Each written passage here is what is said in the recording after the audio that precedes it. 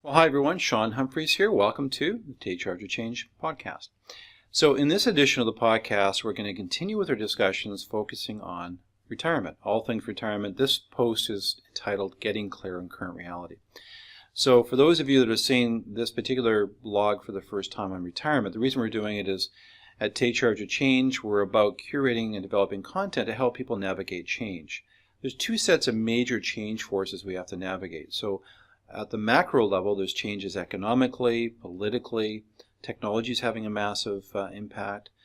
There's changes to societies and how trends are taking place in that area that impact our personal lives. And then we have the changes and transitions that we go through in our own personal lives. So life is full of transitions. Our first job after we finish school. It could be starting a family. It could be dealing with aging loved ones. It could be retirement. It could be death of a spouse, separation, or divorce. All those transitions have impacts not just financially, but also emotionally, relationally, cognitively, and physically. They impact our health. So in this podcast, we're going to talk about retirement. And so this video is a supplement to the blog we put together.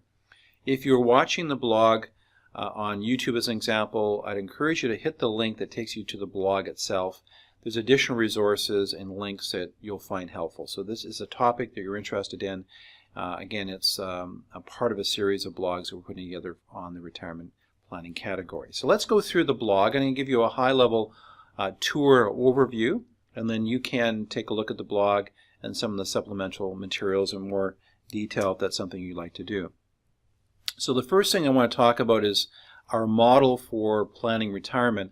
I've been doing this now for about 30 years, a little over 30 years. We've walked hundreds of families through our model. And the model basically takes into account a whole bunch of different categories. So often when we think about retirement, we think it's just about the numbers. And that's far from the case. Now the numbers are really important. As you'll see, we'll talk about that in a minute. But there's a lot of other areas that we take into account. So it could be your vision and values are really critical. And we'll talk about that. Specific goals, concrete goals for planning. Current reality, which is where are we sitting financially as an example. There's the analysis and forecasting piece. Identifying gaps and opportunities in the planning, revising as necessary, establishing an action plan, then an implementation strategy for your retirement plan. Of course, the review process is critical to stay on track, and of course then repeat. It's not a one-time exercise, it's something that should be reviewed on a regular basis. So when we think about vision, quite simply, it's just looking out in the future, 5 or 10 or 15 years, and having a clear vision or image in your mind as to what your retirement transition will look like. And it's answering questions like, where will you live? What will you be doing? Will you be working still, doing contract work, part-time, consulting? What's happening with your relationships? How will those relationships change as you get older? And what about your community involvement? Where will you be living? Very just concrete questions to establish that vision.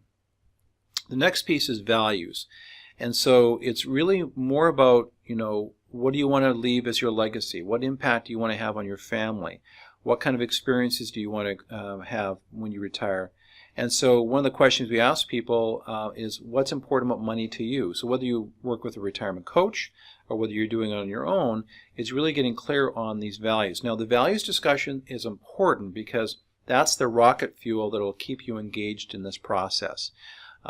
There's the need to review this stuff on a regular basis. There'll be some parts of retirement planning that you won't be interested in at all, but you'll work your way through it because you know it's important as a way of achieving these aspirational goals.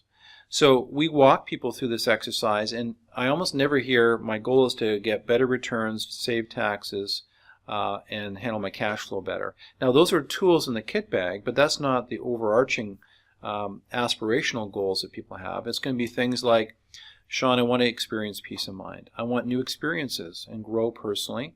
I want to help my grandchildren with their education. I've got some legacy aspirations, maybe to my church or to my foundation in our city. I don't want to worry, and I want to make sure that I have enough resources. Again, that gets back to the peace of mind exercise. Now, in the blog, I've inserted a video, and the video talks about the financial roadmap. This is an example of a tool that we use to help people get clear on their values, their goals, the risks attached to their plan. So I'd encourage you to take a look at this video to get a clear idea on this tool, whether you do something like this on your own or you work with a retirement coach, this is a great tool for going through that values discussion.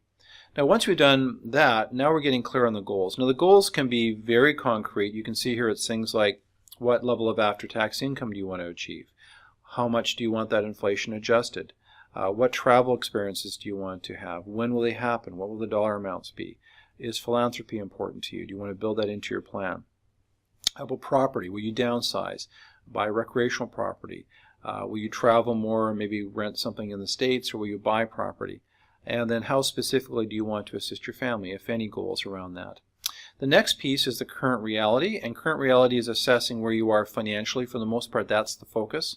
Building a net worth statement, getting clear on pensions, whether it's an up-to-date Canada Pension Plan statement, your employer-sponsored pensions, clearly understanding how those pension plans work, asking really, really important questions, whether it's cost of living allowances, the current status of the plan, getting your HR directors to give you forecasts on retirement income. We then have investments, and so that's breaking it down by tax-free savings account, open portfolio, RSP, RIF, corporate assets, non-registered assets, and they're also looking at the individual listing of investments. Are the investments broken down? Do you have fixed income? Do you have Canadian equity, U.S. equity, international equity, real estate? Those broad categories have a big impact on return potential on your existing portfolio, the risk profile, and then we take a look at that, and you should look at it in your own planning. Is that consistent with your goals? Is that consistent with what you want to achieve? Is it consistent with your risk profile for your retirement planning and your goals? Income expenses doesn't sound like a really important category. Critical. And it's not just important before you retire, it's critically important after you retire. You don't want to get the expense piece wrong. It's very difficult to have a redo on your retirement. There's a lot of fundamental changes that take place when you retire, and to undo retirement is difficult. So we'll have a future blog post that digs into the expense piece in a lot of detail.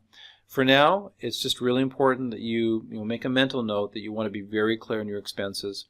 A lot of people seem to think that their expenses will decline when they retire. That has not been my experience. My experience is expenses pretty much remain status quo. Sometimes they'll even go up. So that's an important area to take a look at, and the future blog that we'll get into that in more detail. Of course, tax assessments, tax filings give you a current idea of the current tax status, gives an idea of maybe current planning opportunities, but it also allows you to forecast in the future a little bit in terms of what the tax situation might look like.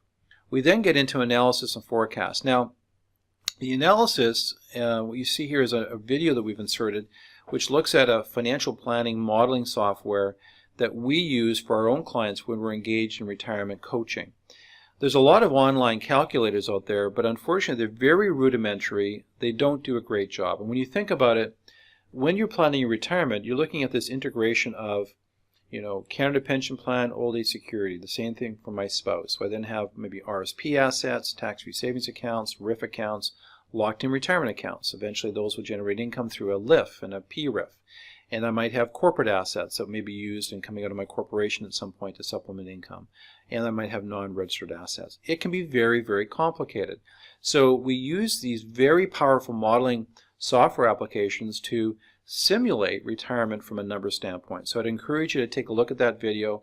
It gives you a bit of detail in terms of how we utilize it. I think it's a necessary piece. If you don't have an advisor that uses this kind of modeling, I'd encourage you to find one that does.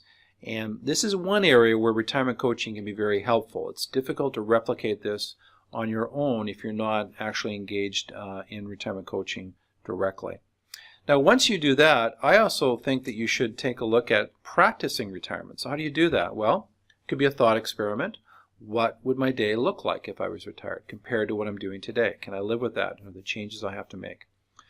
Maybe consider using vacation time to act like you're retired. What does that look like?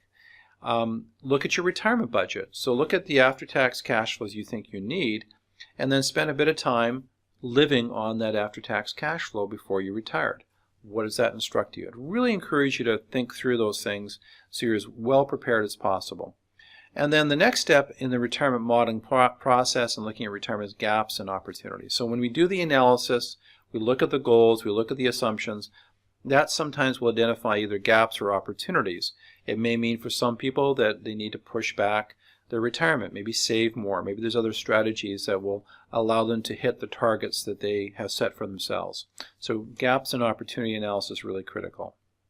The revision, well, the revision is really a triad that's composed of assumption changes, goal revisions, strategy introductions, weaving those three things together to see what the new plan will look like. It never ends because life isn't static. There's tax changes, economic changes, investment market changes, product changes, and those need to be factored into the model. Again, that's where a retirement coach can really play an important role.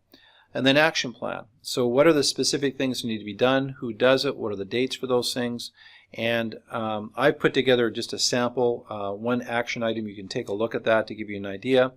And then we have implementation. Implementation is critical. It needs to be reviewed on a regular basis because you don't want to lose momentum.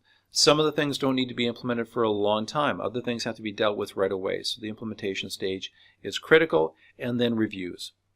Reviews are the piece that keeps it real and keeps you on target.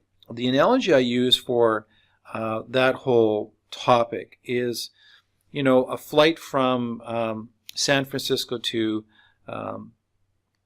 LA. Okay, so an example, if you were 1 degree off your flight path and you didn't make adjustments, you would be 6 miles. By the time you got to LA from San Francisco, you'd be 6 miles off course, as an example.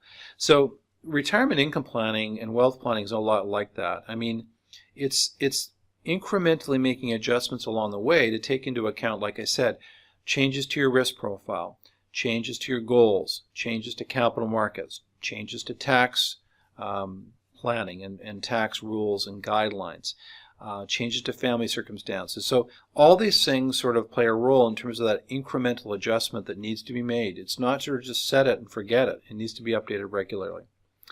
Well, I hope you enjoyed this blog as an introduction to getting clarity on your current reality as it relates to retirement. I've also included a link to my own website, SeanHumphreys.com. And so if you don't work with a retirement coach and you're intrigued about how that service might work, click that link. That'll take you to my website, and hopefully you'll find that information helpful. So I wish you all the best in your planning around transitions, and in particular this transition called retirement. You take care.